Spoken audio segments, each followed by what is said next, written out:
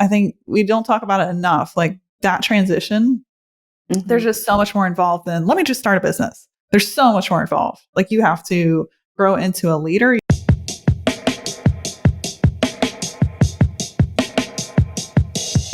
All right, let's kick things off, Julia. So when you're not behind your desk and when you're not creating content and you find yourself in the kitchen, what's your go-to dish to cook?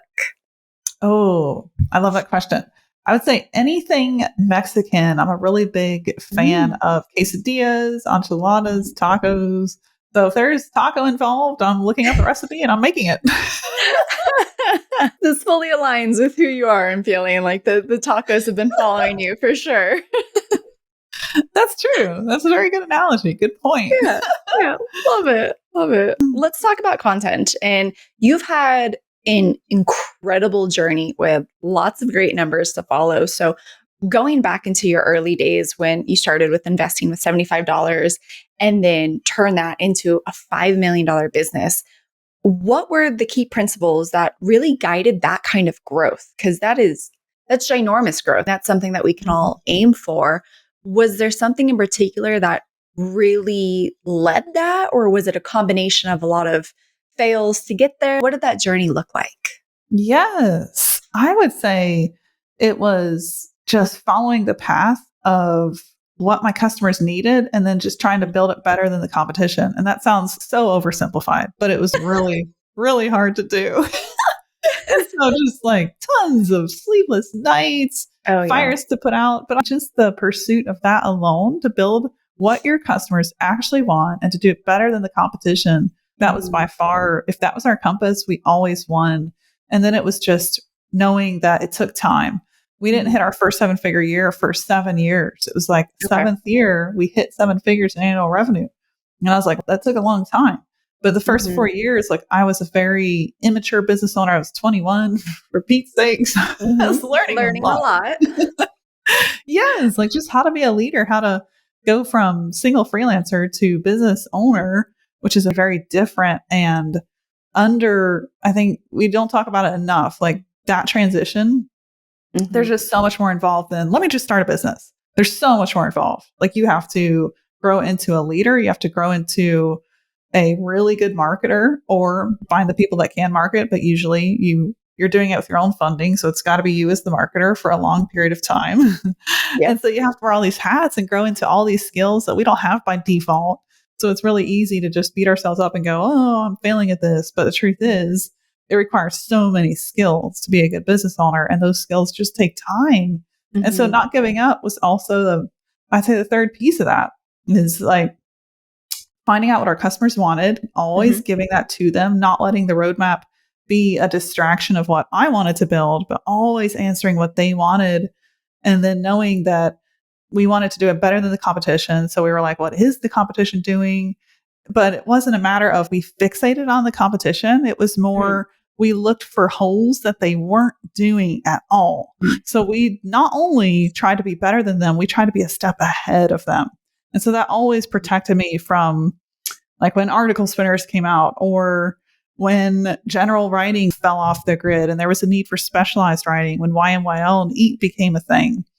And that really helped us stay ahead of all the changes. And then just time. You can't build anything great overnight. You can definitely be like the first to market and have speed. And then that can bring a much quicker revenue goal.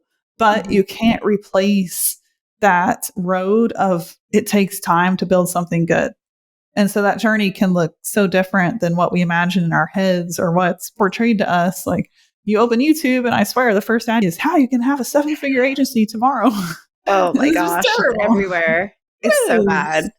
It's on Instagram now too. Like every other day I'm getting another ad about, oh, are you an agency owner? Do you want to make millions? And it's, yeah, but not through whatever you're going to try and sell me. It's not going to work. Not going to work on you. Yeah.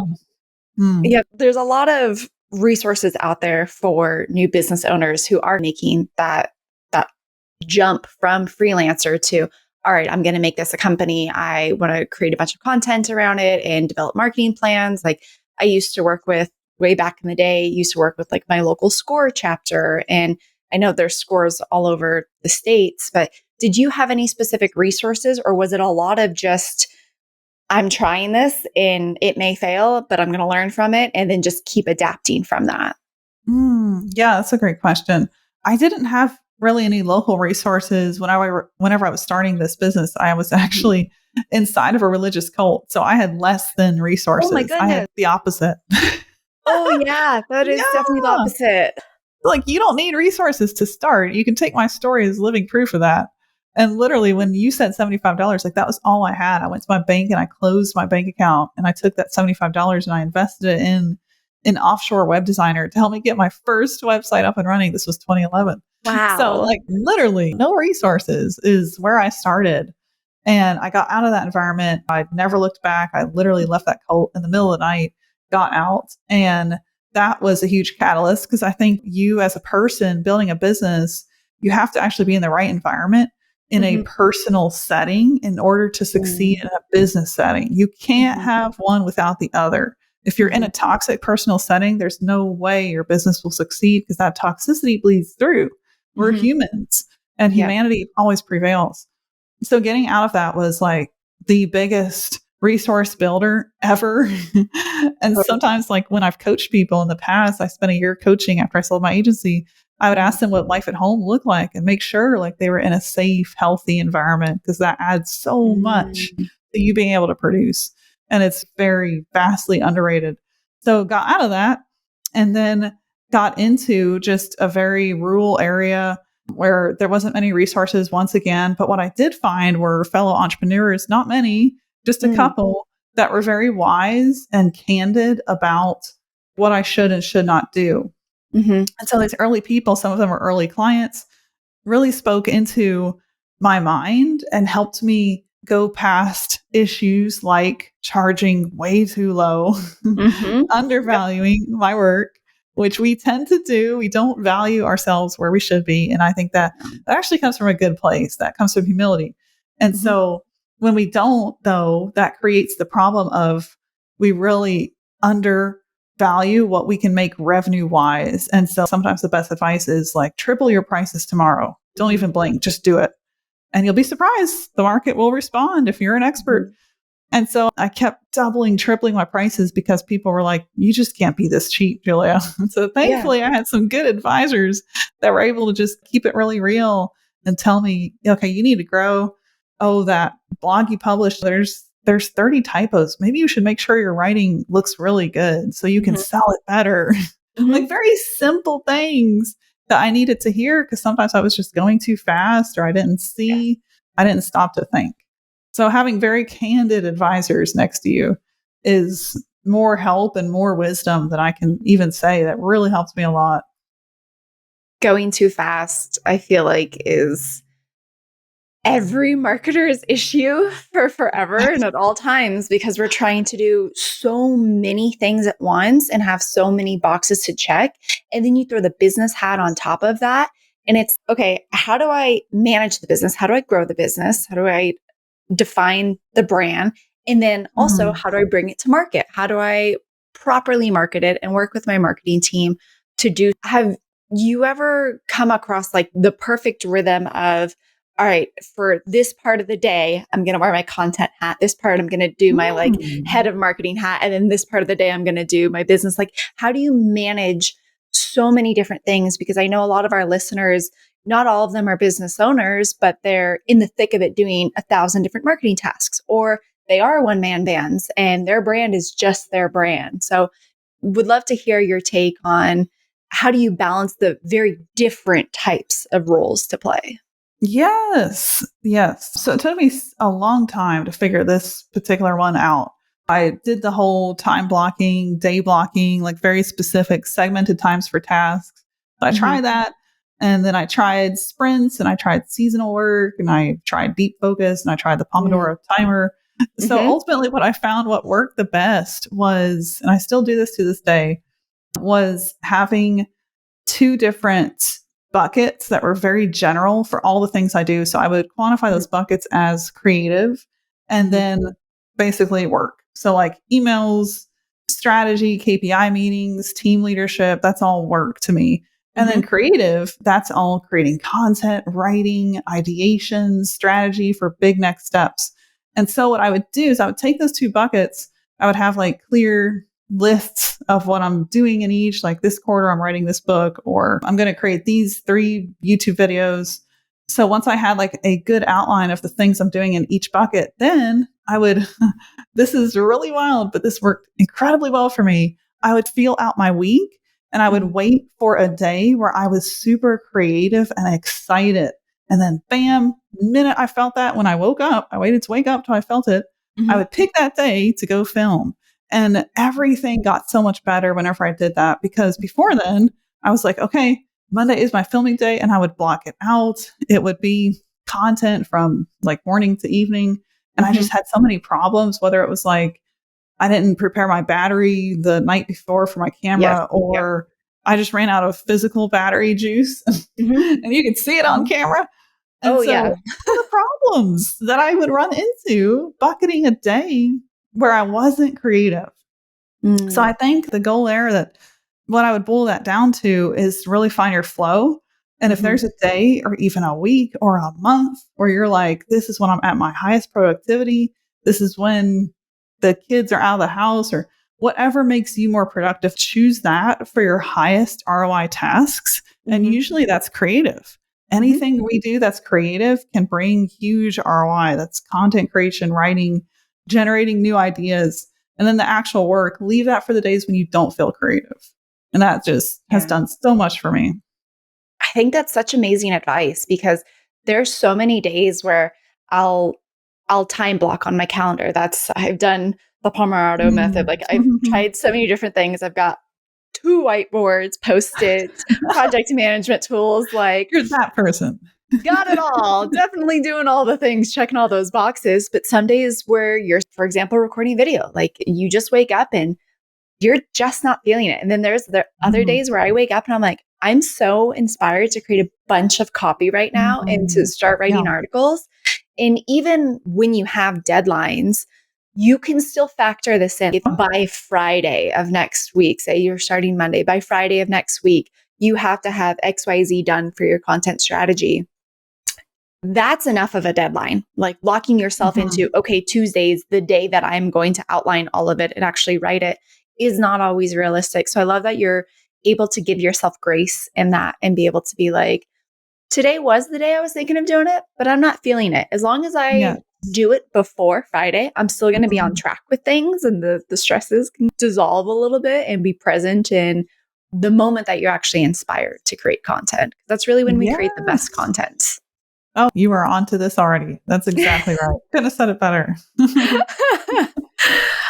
Talking about scaling though, okay, we're figuring out how we can fit that content creation process into our strategy, whether we are those one-man bands doing it or we do have resources to outsource. There's still that like post-production concept of this, of like, all right, we have the content done. We think it's pretty great. Now, how do we get it in front of the right eyeballs? Like, where do you even start with that process when you start to think about the post-production and you're moving more towards the distribution part of the content creation? Yes. It's interesting because that part of it, we don't really put a lot of KPI measuring on what happens post-production. We really measure production itself just so heavily, because a lot of times, like, you put out 100 blogs and it's going to be like the top 10% that actually make it to the top of Google and do really well, but it was supported by that background, that topic cluster. So I think like we put sometimes as content marketers way too much emphasis on, okay, will this one piece of content perform? And we live there. Whereas if we just measured production, and let's say our goal was 100,000 uniques on our site in the next 6 months, we shouldn't measure that. My advice always is until the 5th or 6th month, and until after you have at least 200 blogs on your site, because that's when you actually give yourself a fighting chance to measure a goal like that. And volume really does equal the success of content, even though quality is a part of that. And that's been a debate, quality over quantity. No, it's both. Sorry, you need both. So once you have both, then it's a lot easier to stand back and measure it, because then you actually have, it's like if you put players in a game, you want those players eligible to win that game, content is the same thing. That eligibility is your quantity of content. And so that's why, like, when it comes to traffic or the KPIs we measure, we don't measure until we actually have a quantity of content out to be able to measure our goals. That makes sense. I really like that approach because I've been preaching for years now to focus on the quality of content because back in early days, like the 2010 to 2014, it was just mass produced and then it became spammy and then it was all for link building and then nothing was great content. And so then it's like everyone needs to stop doing that and focusing on the quality of it. Put out something really good and people will find you and develop that brand authority. Whereas in this, you're saying a combination of that, where you need to have that quantity in order to develop your authority, and not just from topical ranking perspective, but also for your users. And then when that quality piece comes out, you have enough of the supporting pieces to be like, yes, we do have the authority to talk about this, but you can trust us on this. And that's why you're going to really engage with this piece. Is that about right? Yes, 100%. Yeah, that aligns with everything that we look at. Yeah, I think the danger is whenever you put out one piece of content and you just stress over that piece of content and you wait to see that piece of content hit. And there are things like an Instagram reel that could get 250,000 impressions where one piece of content could matter more. But when it comes to like website traffic in particular, and I did a study on this in 2022, I measured 400 reels that we made against, I think it was 40 pieces of long form content. And those long form pieces of content that did not get any traction, the blogs got no shares, no comments, nothing. They looked like they were dead in the water. But the revenue generated from the long form content was like 100 times greater than anything we got from the short form. So in the impressions world, that is like such a misleading KPI that I can't even stress it enough, because what you want are conversions in the end. And conversions don't happen unless you have found a targeted visitor that specifically wants what you have to offer. And that's why I'm such a big fan of SEO, because it's like one of the only great ways to really target that person searching without serving them an ad, which you can do that, but that person there's going to be less buy-in, there's going to be less budget because of how our consumer market has shifted. Trust, I've gone down the rabbit hole of trust, and if people don't feel in charge of their own journey, they don't actually trust that solution. And the refund rate, the buy-in rate is so low, the refund rate is so high. So if you allow people to find you and you put out content, that's content marketing, that's inbound content, which is what you and I and the people listening probably doing, that's the kind of marketing that really wins. But that marketing, you can't measure impressions. If you do, you will definitely shoot yourself in the foot until you have that library of content. Like, for example, we have, I think, 500 some blogs on our site now, and we're hitting that 500,000 monthly uniques. But it took us that library of content to get there. That's amazing that you have that many pieces of content and you're able to cover a specific niche with that many pieces of content. I feel like that's where a lot of people struggle when they're like, okay, I'm ready to scale. Whether I got the resources or not, I'm ready. But how do I keep creating content about this specific niche or this product that I have or the service that I'm selling? Like, how do you come up with unique topic ideas that are still relevant and are going to attract the right people? We have a little something called AI. Dun, dun, dun. It's crazy because I love this piece of that whole conversation. And it's funny because I remember 10 years ago, I think my biggest burning question when I started my blog was, will I ever run out of topics? And it's funny now because here we are, GPT-4 has 40% more parameters than GPT-3 did. And GPT-5, which is set to launch this year, will take us from 1.5 trillion parameters up to 2 to 5 trillion parameters of data. That's in a single LLM. The data that it has accessible to its artificial intelligence brain is just infinitely more data than we will ever have as humans. And so whenever I start in the topic journey, what should we write about? First of all, it's a broad topic clustering that I'm making sure we stay within. So ContentScale.ai, obviously AI, anything related to AI and marketing, AI and content. So that's where we stay within. We don't go too far outside that because we want to build that recognition for Google. Mhm. And so within that, then what we do is we just fire up our own AI, which does topic clustering, does the keyword analysis. All that's built into Rankwell, our SEO AI writer.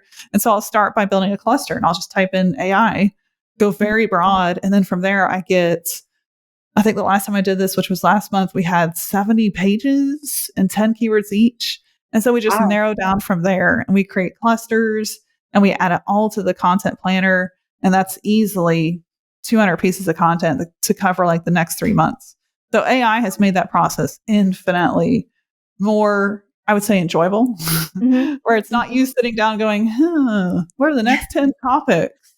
And then you're using 5 tools or researching different. I would open up a thesaurus and try to find different ways to say one word. You don't have to do any of that anymore. AI can really do it better. I could see how especially for content at scale, like talking about content, talking about AI, going over the strategies, using AI for that is like perfection. Totally makes sense.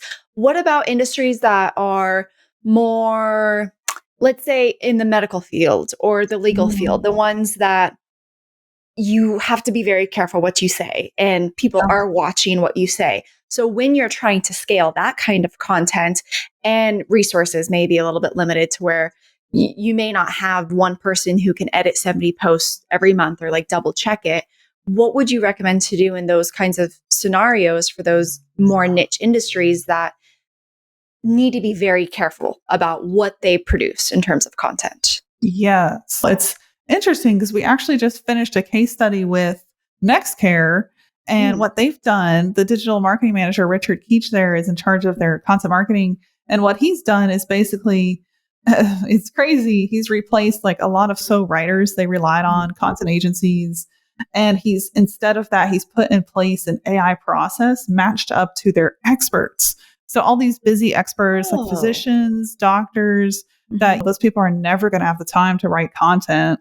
They're too busy taking care of real ailments. So instead of tasking them with writing, he's allowing them to stay freed up, and all they're doing is reviewing the content generated by, they're using content at scale. And the benefit of that over ChatGPT is you get original content.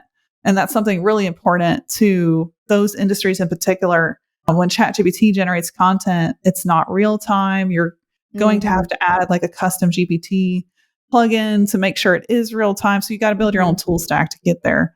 And so with this one click, that's what we call it, AI writer, then he gets content that's original. And what he does is he has a process that content then goes to the experts that are reviewing it to make sure it meets YMYL. And they're getting out content just so much faster because the review process is so quick. The content is so good. So we're seeing that's a really good factor we have to think about, because I think in general, like a single LLM can actually pose problems for those industries because it's not fact-based, it's not accurate. And oh boy, if you're in the medical industry, it better be accurate. So 100%. The benefit of Rankwell, the content at scale, is that real-time aspect where it's pulling together an entire database of background material before it even generates content. And so that's why something like that can be more of a trusted resource and actually speed up a very high production process where that industry it's not generalized, it's still expert. So we can still have wins. It's just which tool are we using and what is the quality of the output is something we really have to ask in those industries. I feel like this is a similar conversation to what I've been having with a lot of people in the industry, is that AI is a tool in your tool belt. Like that's definitely a tool. There's still that human element needed. Are you concerned, or where do you stand with the big scary AI is going to take all of our jobs? Do you see it as just this tool, or do you see in 5-10 years that AI is going to scale content at a rate to where that human element isn't going to be as needed because the language learning models are going to learn so well? Yes, the question of the century. Seriously. You've got a crystal ball, right? I'd like to say I do, but I read a lot of books. So I hope that's my crystal ball. We'll see. Yeah. No, I have been on a reading binge lately. AI experts and MIT researchers, computer scientists. I've just been eating up books by like Ray Kurzweil, Peter Diamandis, really studying this because I used to think that AI would probably not affect as many jobs as we think, because when I used AI, I was very disappointed until like I found tool stacks that were better than a single LLM. But I changed my thinking when there was a report that came out this January 2024, and this report was put together by 2,700, the actual number is 2778, so 2,778 AI researchers from Berkeley, UK universities, like all over the globe. They got together and they predicted what AI would impact in terms of jobs, and they predicted the full automation over all human labor by, I think it was 2150. Goodness. And that report was so data backed, where it like looked at jobs from driving a truck to publishing a New York Times bestselling book. And it broke down why and how AI would be able to replicate humans, if not outperform them in all of those tasks, like down to writing a better book than a human could. And so when I saw that, I was like, this is 2,700 smart people that have studied AI their whole life. I can't look the other way just because I'm afraid. And so I went down a complete rabbit hole and I learned about things like the singularity. Have you ever heard of that or studied that at all? No.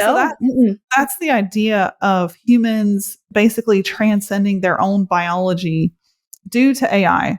And so there's a lot of things like I don't fully agree with, where the idea is we will have a better life if we upload our brains to the cloud and we have a robotic version of ourselves living in another world.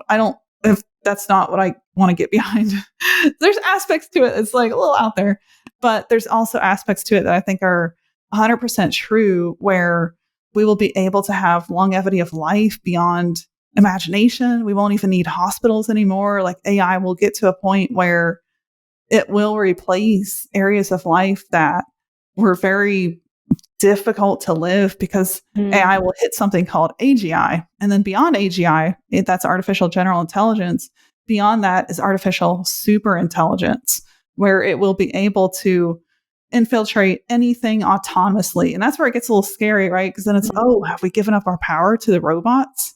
And so I think knowing this is going to happen because of all the breakthroughs I've looked at, energy, quantum computing, studied like the history of that. Is it really going to happen?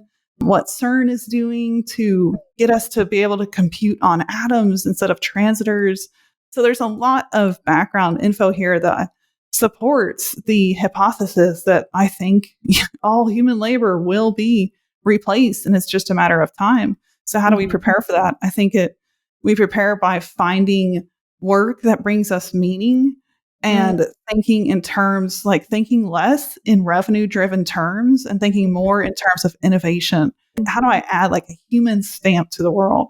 Because that's what's going to last. And people are going to go back to that in an age of a very synthesized AI age. We're going to seek out human experiences. So you opened up a whole can of worms. I know. I got goosebumps like halfway through everything you were saying. I was like, ooh, we're okay. We're okay. Slightly terrifying, but also the year you said, I was like, okay, will I be alive? No, I won't be alive, but what will it look like? Started like doing my own little mini version of a rabbit hole. But no, it's a conversation to definitely have and to continue having, because we don't 100% know what this is going to look like. And it reminds me a little bit of how much just us using the internet has changed in such a short period of time. And before it used to be these really short queries and then really strange results, like way back in early internet days. And now it's like really long queries. Like I myself am sometimes writing 2 sentences trying to get like very specific, and I'm finding the info. Like I'm literally finding the info. And it's insane how like the content's being placed and search engine's understanding of what I'm trying to get at doesn't always hit the mark, but it's getting so much better at it.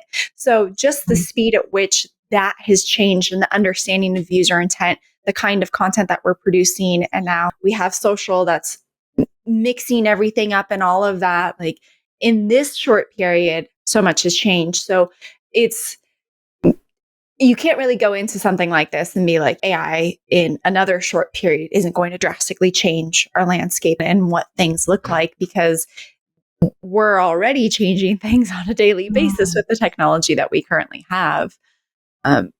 Going into like from a resource standpoint, like I could definitely see a lot of instances where it could be really difficult to continue to adapt to these technological changes, because there's so many different AI tools out there now. There's also, like you mentioned, so many AI books and AI resources. And AI is not going to be the only thing. Like Google's launching core updates left and right about things. And so it's like, run your business, keep on track of the educational aspect of it, and focus on scaling your content by constantly creating continuous content in every single content medium and for every single persona that you have. And then also keep track of setting aside time to test all these new tools or invest in the education on that. Have you found a good balance to do that? Yes. Yeah, I think there can be a lot of time waste. So that's a really good point. It's like, where do we put our time? And I really try to bracket my time into production and then whatever brings me inspiration. So that inspiration bracket it's like 99% learning. On my book stack, if you could see it right here, it's all books on technology. And then YouTube videos that I'm always watching, interviews with futurists, technologists. So I'm trying to really upgrade my learning, because I think like we're at a place in history where this doesn't just touch our business. This touches like how we're going to create content, how we're going to read content, consume content. And then beyond that, like our own children and our legacy and our family, how they're going to interact with their environment. So I want to learn about that as much as I can. And it's interesting because I've started fully pivoting into that on my YouTube channel, where now like I went from being the content marketer for 10 years to we're talking only about AI and we're going to go into all the rabbit holes. And I can tell you, I have had the most reach I've ever had in 10 years of creating video, starting to talk about these things, which is really cool. So I think there's a real need for us to grow our own knowledge and then share with others what we're learning too, just like you're doing on this podcast. So that's something like, if you invest your time into learning and then production, you can't go wrong. And then I would say for tool testing, if you open AppSumo, I think there's even a website called like an AI tool a day. There's millions and thousands of those drop off every day. They fail. And so I think it's a pitfall to think, oh, I have to try every new AI tool. And what you should do is look at your goals. Is it to produce X amount of shorts? Is it to produce X amount of blogs? And then look for the best AI tool for that goal output. And so for us, like for shorts, we're using Opus Clips. Another good one is Descript. And then for blogging, like the only AI writer I'll use is Content at Scale. Surfer is like the only competitor. And there's a ton of new ones that pop up, but they're just not, they don't give you that original output. And so it would just be like a waste of my time to go test them, because I already have one that's proven to work. And same thing for like audio and other formats of content. So just look for the best AI tool and don't feel you need to test all the thousands that are going to drop off the face of the earth anyway, because were they really anything more than an API call? Word. No, I love your approach to this. It's more of like, all right, look at your current workflow, look at your current resource standpoint. What holes you need to fill, or what things can be taken off of your task list or your team's task list that there is a tool available to streamline this for.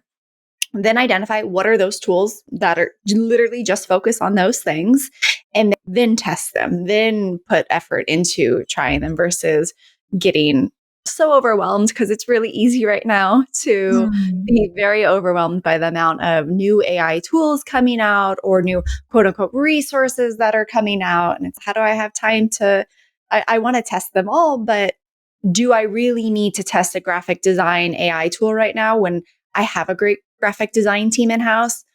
No, not necessarily. It's more of, I rather put those resources towards something that a seat that I really do need filled. Yes, So exactly. As we wrap up, I would love to know what your secret sauce is right now. You shared so much. It definitely sounds like it's going to be within the AI and technology realm, maybe. But what is that strategy that you're loving right now? A book, a tool? What's something that you're just absolutely obsessed with right now and loving the results of? Yeah, I would say so. I know we went very existential. I'm going to pull us back to very practical reality. So, something I've been loving is the process of taking all this volume of content that we've published, hundreds of blogs, and looking at how can we get more sales and revenue from these content pieces. Mhm. And that process, I think it will be automated one day, especially when like Google Search Console gets integrated with AI tools. Mhm. But for now, it's AI augmented, humanly driven for us. So we're looking at the KPIs in terms of traffic. And then where is that traffic going? Is it converting? And there's just so many ways we found. We spent the last week on this. I hosted some meetings, and there's so many different ways we found to actually optimize that traffic more than we weren't even thinking of. So it's, is this CTA on the page? Does it go to the right funnel? Does it end in a sequence? Does that sequence nurture that lead into the next cycle? And so that whole process is just, it's really cool because of what you can get from it. And you can really take your leads from just website traffic all the way to somebody who's purchased, happy, and then coming back for more. And that's the industry puts the term CRO, so conversion rate optimization, on that. But that's something that I've been definitely obsessed with, is now that we have all this traffic, thanks to all the AI generated, humanly optimized content on our site, how do we get that traffic to convert more? And that is just something that's really fun because you have a lot to play with. So I would say that's what I've been living in and really enjoying lately. Are you using any tools to identify what pieces of content they're coming from and where they're going from there? Like, how are you optimizing the conversion process? Yeah. We're looking at Google Search Console, Google Analytics. Granted, it's pretty difficult of a tool to work with. Not the Yes, easiest it one in the is. world. So we've built up the tag manager. We built up like our own events, and we have somebody on staff that's learned how to do that and created these events. And so we're tracking different events and looking at those events. But what we ultimately want to do is actually build an interface into the Google Search Console that feeds into Content at Scale. So that way we just open it and we see at a glance all the important numbers. So our solution is, we have a tool, we use it, we don't love it. So we're building a replacement or an integration. Nice. If you have the resources to be able to build your own tool set, that is always the win. Yes. Yes. Awesome. Julia, thank you so much for everything that you shared today. This has been a really exciting conversation. Oh, thank you, Ashley. This was so much fun. You're a great host. You pulled out so many good questions. I love that we went into the practical and we're looking ahead at the future, because I think you have to have both, especially when it comes to AI. Yeah. Look at your career journey alone. Like, that just goes to scream how much looking ahead really makes a difference and allows you to pivot when you really need it. Yeah. True story. Awesome. Thank you.